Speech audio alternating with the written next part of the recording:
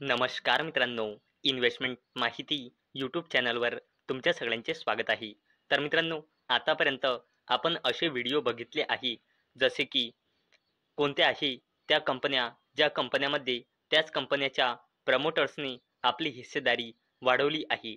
तसेच असे पण व्हिडिओ बघितले आहे की अशा कोणत्या कंपन्या आहे, ज्या कंपन्यामध्ये फॉरेन इन्स्टिट्यूशनल इन्व्हेस्टर्स म्हणजे एफ-आयज आणि डोमेस्टिक इन्स्टिट्यूशनल इन्व्हेस्टर्स म्हणजे डी-आयजनी जून क्वार्टरमध्ये आपली हिस्सेदारी वाढवली आहे. परंतु मित्रांनो, आजच्या व्हिडिओमध्ये आपण अशा जबरदस्त 8 कंपन्या बघणार आहोत, ज्यामध्ये प्रमोटर्स, एफ-आयज आणि डी-आयज या तिन्हीने पण आपली हिस्सेदारी वाढवली आहे. तर चला आजचा आपला व्हिडिओ सुरू करूया. तर मित्रांनो, या लिस्टमध्ये सगळ्यात पहिल्या कंपनीचे नाव आहे नहर पॉलीफिल्म्स लिमिटेड. आणि मित्रांनो, अवेलेबल डेटानुसार म्हणजे जून 2025 नुसार या कंपनीमध्ये प्रमोटर्सचे होल्डिंग आहे 72.24%, एफ-आयएसचे होल्डिंग आहे 0.10%, डी-आयएसचे होल्डिंग आहे 0.27% आणि पब्लिकचे होल्डिंग आहे 27.38%. आणि मित्रांनो, या कंपनीमध्ये प्रमोटर्सने आपली हिस्सेदारी वाढवली आहे 72.22%ने 72.24%. एफ-आयजने सुद्धा आपली हिस्सेदारी वाढवली आहे 0.03%ने 0.10%. डी-आयजने सुद्धा आपली हिस्सेदारी वाढवली आहे 0.01%ने 0.21%. आणि मित्रांनो, नहर पॉलीफिल्म्स लिमिटेड या कंपनीमधून पब्लिकने आपली हिस्सेदारी कमी केली आहे 27.75%ने 27.38%.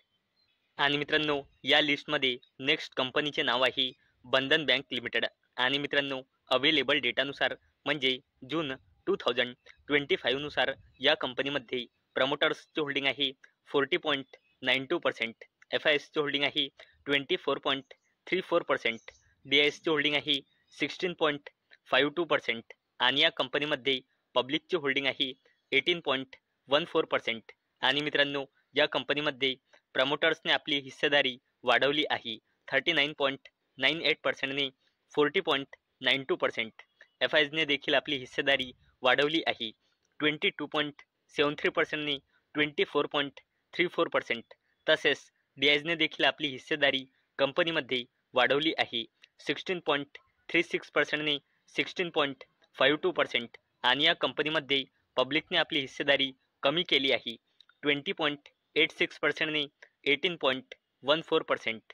आणि मित्रांनो, या लिस्टमध्ये नेक्स्ट कंपनीचे नाव आहे Jindal steel and power limited. आणि मित्रांनो, अवेलेबल डेटानुसार या कंपनीमध्ये प्रमोटर्सचे होल्डिंग आहे 62.36%, एफ-आयएसचे होल्डिंग आहे 9.76%, डी-आयएसचे होल्डिंग आहे 18.09% आणि या कंपनीमध्ये पब्लिकचे होल्डिंग आहे 9.54%. आणि मित्रांनो, या कंपनीमध्ये यांच्या प्रमोटर्सनी आपली हिस्सेदारी वाढवली आहे 62.22%ने 62.36%. एफ-आयजने देखील आपली हिस्सेदारी कंपनीमध्ये वाढवली आहे 9.59%ने 9.76%. तसेच डी-आयजने देखील आपली हिस्सेदारी वाढवली आहे 17.72%ने 18.09% आणि पब्लिकने आपली हिस्सेदारी कंपनीमध्ये कमी केली आहे 9.65%ने 9.54%. आणि मित्रांनो, या लिस्टमध्ये नेक्स्ट कंपनीचे नाव आहे रेन इंडस्ट्रीज लिमिटेड. आणि मित्रांनो, अवेलेबल डेटानुसार म्हणजे जून 2025 नुसार या कंपनीमध्ये प्रमोटर्सचे होल्डिंग आहे 41.19%, एफ-आयएसचे होल्डिंग आहे 10.82%, डी-आयएसचे होल्डिंग आहे 4.85% आणि या कंपनीमध्ये पब्लिकचे होल्डिंग आहे 42.81%. आणि मित्रांनो, या कंपनीमध्ये प्रमोटर्सने आपली हिस्सेदारी वाढवली आहे 41.18%ने 41.19%. एफ-आयजने देखील आपली हिस्सेदारी कंपनीमध्ये वाढवली आहे 10.65%ने 10.82%. डी-आयजने देखील आपली हिस्सेदारी कंपनीमध्ये वाढवली आहे 4.20%ने 4.85%. आणि मित्रांनो, या कंपनीमध्ये पब्लिकने आपली हिस्सेदारी कमी केली आहे 43.63%ने 42.81%. चला मित्रांनो, आता बोलूया नेक्स्ट कंपनीबद्दल, ज्या कंपनीचे नाव आहे धामपूर शुगर मिल्स लिमिटेड.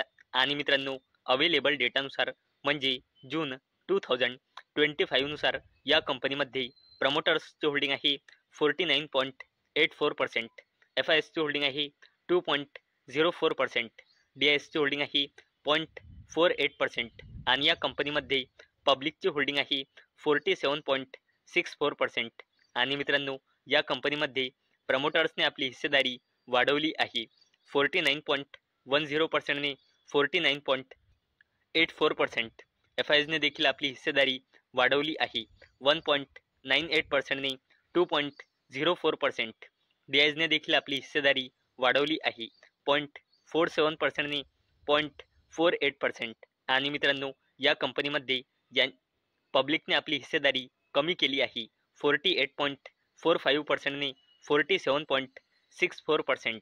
चला आता बोलूया अंबिका कॉटन मिल्स लिमिटेड बद्दल. आणि मित्रांनो, अवेलेबल डेटानुसार म्हणजे जून 2025 नुसार या कंपनीमध्ये प्रमोटर्सची होल्डिंग आहे 50.35%, FISची होल्डिंग आहे 0.37%, DISची होल्डिंग आहे 1.58% आणि या कंपनीमध्ये पब्लिकची होल्डिंग आहे 47.69%. आणि मित्रांनो, या कंपनीमध्ये प्रमोटर्सने आपली हिस्सेदारी वाढवली आहे 50.17%ने 50.35%.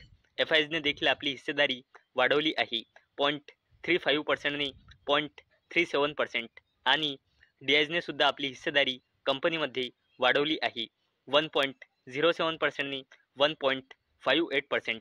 आणि मित्रांनो, या कंपनीमधून DISने आपली हिस्सेदारी कमी केली आहे 48.40%ने 47.69%.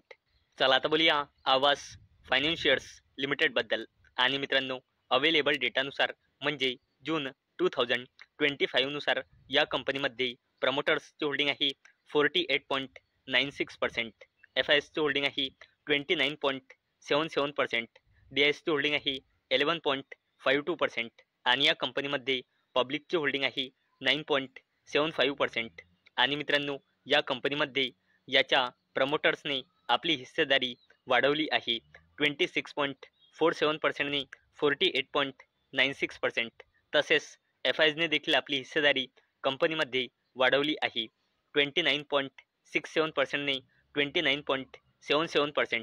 तसेच DISने देखील आपली हिस्सेदारी कंपनीमध्ये वाढवली आहे 10.75%ने 11.52% आणि या कंपनीमधून पब्लिकने आपली हिस्सेदारी कमी केली आहे 33.11%ने 9.75%.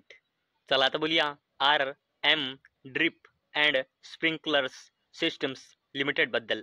आणि मित्रांनो, अवेलेबल डेटानुसार म्हणजे जून 2025 नुसार या कंपनीमध्ये प्रमोटर्सची होल्डिंग आहे 21.06%, FISची होल्डिंग आहे 2.97%, DISची होल्डिंग आहे 0.35% आणि या कंपनीमध्ये पब्लिकची होल्डिंग आहे 75.62%. आणि मित्रांनो, या कंपनीच्या प्रमोटर्सने आपली हिस्सेदारी वाढवली आहे 17.78%ने 21.06%. तसेच FISने देखील आपली हिस्सेदारी कंपनीमध्ये वाढवली आहे 2.12%ने 2.97%.